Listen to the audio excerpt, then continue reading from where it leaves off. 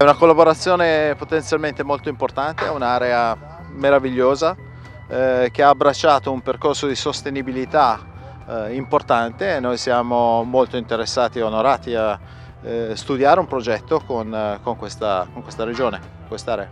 Ci sono già altre tratte simili a questa in Italia di servizio pubblico, di trasporto pubblico che voi coprite in Italia?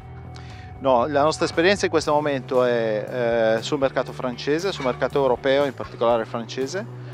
Abbiamo degli studi in corso sull'Italia e certamente questa è una delle aree prioritarie più importanti per noi. Quindi potrebbe essere la prima?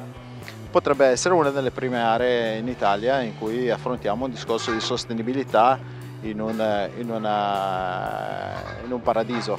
Questa è un'area molto importante, di grandissima visibilità.